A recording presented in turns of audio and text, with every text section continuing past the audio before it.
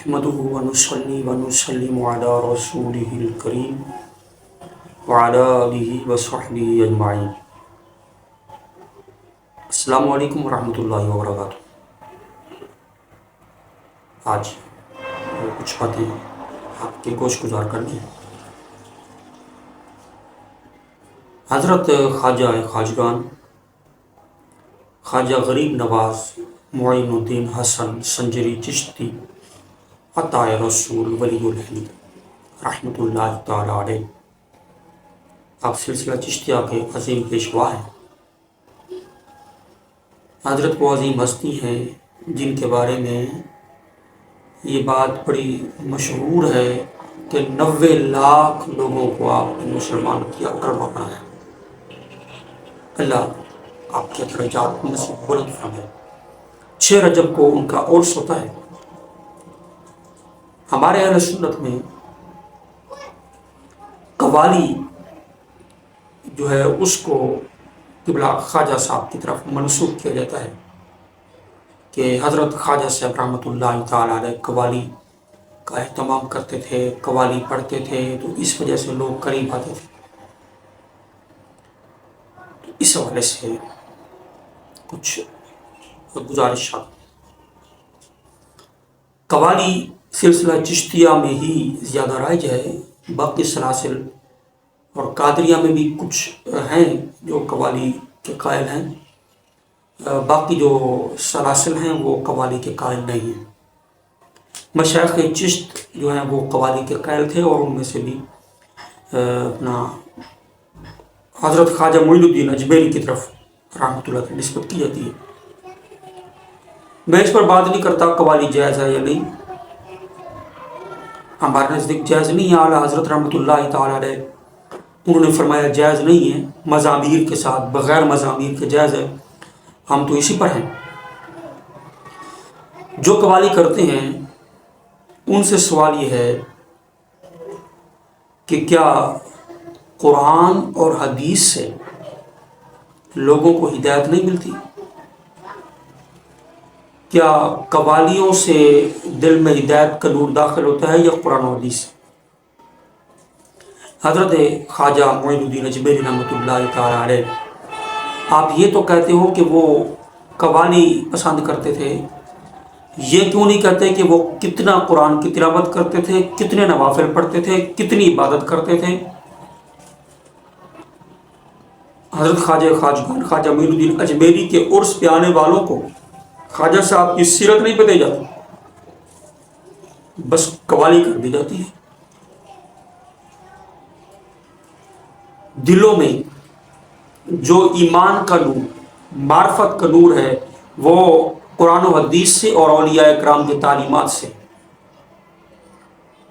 جو مروجہ قوالی ہے جس میں باجے بجائے جاتے ہیں، ساز باقاعدہ آلات موسیقی پر جس طرح ایک ہوتا ہے، اور باقاعدہ قوالی جو ہے وہ وہی لوگ گاتے ہیں جو شرابی کبابی ہیں زیادہ تر، الا ماشاء اللہ، جو نماز نہیں پڑھتے، جن کو نماز کا پتہ نہیں ہے، نماز آتی نہیں. تو کیا ایسے قوالوں سے، قوالی سننے سے عمل کا جذبہ پیدا ہوگا، نیکی کا جذبہ پیدا ہوگا؟ غزل قوالی کے انداز میں پڑھ لینے سے کیا دل میں نور معرفت پیدا ہوگا؟ تو مہربانی کیجیے، ہم خود جانتے ہیں کہ محفل سماع قوالی ہوتی ہے، کوئی خطابات نہیں، کوئی بیان نہیں، بس 2 منٹ 4 منٹ 5 منٹ کی تلاوت کی، اس کے بعد بس وہ قوال آ گیا اور قوالی ہو رہی ہے. اور اس میں وجد میں کئی آ بھی جاتے ہوں گے، لیکن سمجھ میں آتا نہیں کہ موجودہ جس طرح قوالی کا طریقہ کار ہے، اس میں کوئی حقیقت میں وجد میں آتا ہو. اگر آتا ہوگا تو لاکھوں میں کوئی ایک آدھ ہوگا. یہ جعلی واجد اور جو ہے نا وہ جعلی رقص، یہ تو جائز ہی نہیں. رقص ایک کیفیت ہے، وہ خود بخود آتی ہے. واجد ایک کیفیت ہے، وہ خود بخود آئے تو وہ تو ٹھیک ہے. اور یہ جان بوجھ کر یہ اپنا ناچنے لگ جانا، اچھلنے لگ جانا، یہ کوئی واجد ہے؟ یہ کوئی بات نہیں ہے، نہ ہی یہ کوئی طریقہ کار ہے۔ تو اس لیے اب قوالی جو بزرگوں کی طرف منسوب کی جاتی ہے وہ قوالی اور تھی، آج کی اور ہے۔ یہ قوالی وہ والی قوالی نہیں ہے،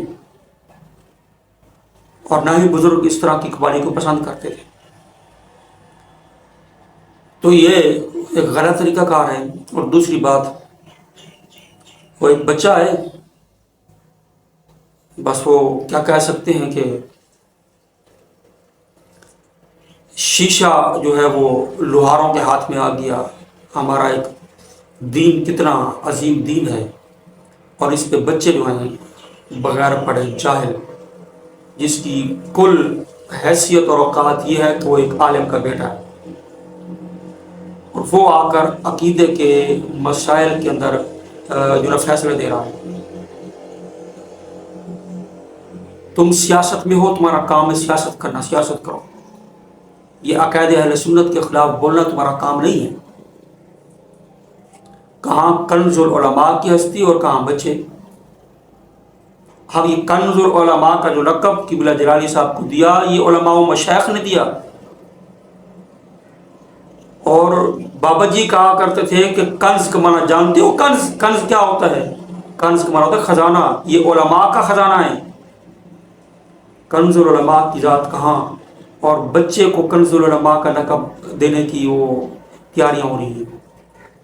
نہ بھائی نہ، کنز العلماء کی تنظیم چھین لی گئی، کنز العلماء کو تنہا کرنے کی کوشش کی گئی عالمی طاقتوں کے زور پر اور انہی کے اشاروں پر۔ ایجنسیوں کے کہنے پر کہہ سکتے ہیں کہ کنز العلماء کو علیحدہ کرنے کی کوشش کی گئی، ڈیل کی گئی، کہہ سکتے ہیں۔ لیکن کنز العلماء وہ ہیں جنہوں نے محنت سے کام کیا، اور محنت کسی کی ضائع نہیں جاتی۔ کنز العلماء پر پہلے ان کی تحریک چھینی گئی، قبضہ کیا گیا، کوئی بات نہیں۔ وہ تنظیم شخص ہوتا ہے، تنظیم اشخاص یا گروہ تنظیم نہیں ہوتے، شخص تنظیم ہوتا ہے۔ جس نے تنظیم بنائی وہ پھر تنظیم بنا سکتا ہے، پھر تنظیم کو فعال کر سکتا ہے۔ اچھا، جب دیکھا گیا کہ فرق نہیں پڑ رہا، اہل سنت کی محبتیں انہی کے ساتھ قائم ہیں، پھر ان پر گستاخی کا الزام لگوایا گیا روافض کی طرف سے۔ وہ ناکام ہو گئے، ان کی یلغاریں فیل ہو گئی۔ لیکن صورتحال یہ تھی کہ ڈاکٹر صاحب جہاں جاتے ہیں وہاں بڑا مجمع آ جاتا ہے ان کے خطابات سننے، زیارت کرنے، اور ہر شہر میں بہت سے لوگ ان کے مرید ہوتے ہیں، بیعت ہوتے ہیں۔ اب پھر وہ لوگ اور ان کا بچہ کھڑا ہو گیا، اور وہ کنز العلماء کا بھی وہ ٹائٹل لینا چاہ رہے ہیں، اور وہ بولنا چاہ رہے ہیں کہ یہ سیدہ پاک کے بارے میں جو گال کر دے۔ اور بھائی سیدہ پاک کے بارے میں کیا گل ہوئی ہے؟ تمہارے پاس ہزاروں ہیں، مولوی ہیں تمہارے پاس، کوئی ایک بھی ایسا نہیں ہے جو ڈاکٹر صاحب کے کسی شاگرد کا بھی مقابلہ کر سکے، اور آئے ہو کنز العلماء کو بھونکنے۔ کنز العلماء ایک عظیم ہستی کا نام ہے، کنز العلماء علم کے پہاڑ کا نام ہے۔ نہیں ہے تمہارے اندر ہمت اور جرأت کہ تم ان کا مقابلہ کر سکو۔ بابا خادم حسین رضوی ان کے استاد ہیں، حافظ عبدالستار سعیدی سے، وہ ڈاکٹر صاحب کے ساتھ خطابات کرتے ہیں، ایک سٹیج پر ان کے ساتھ محافل کرتے ہیں، ان کو اعتراض نہیں ہے، اور تم بچوں کو بڑا اعتراض ہو گیا، تمہیں زیادہ پتہ ہے ناموس سیدہ زہرا پاک کا۔ وہ بدبخت اور بغیرت لوگ جو معاذ اللہ ڈاکٹر صاحب کے خطائے اجتہادی والے جو الفاظ ہیں، ان الفاظ کو جان بوجھ کر محمول کر رہے ہیں کسی کی ماں بہن کے کردار کی غلطی کی خطا والے لفظ کی طرف۔ وہ سیدہ پاک کی بے ادبی اور توہین کر رہے ہیں، یا ڈاکٹر صاحب نے کی ہے؟ ڈاکٹر صاحب نے جو کی ہے اس کو آج تک کوئی غلط ثابت نہیں کر سکا۔ اور تم سے سوال ہے، تم بتاؤ کہ جو سیدہ فاطمہ الزہرا رضی اللہ تعالیٰ عنہ کے لیے خطا اجتہادی کے لفظ کو کسی کی ماں کی غلطی، بہن کے کردار کی خطا کی طرف نسبت کرے، کیا وہ بے ادب ہے یا نہیں؟ منتظر رہوں گا جواب دینا۔ بڑے کٹھے ہوں گے، آئیں گے گالیاں دینے کے لیے، گالی نہیں دینی، جواب دینے کی کوشش کرنا، میں جواب کا منتظر رہوں گا۔ رب العالمین کی بارگاہ میں دعا ہے اللہ پاک ہمارے مسلک اہل سنت کی، ہمارے علماء کی خیر فرمائے، آمین۔ وما علیہ الا البلاغ المبین۔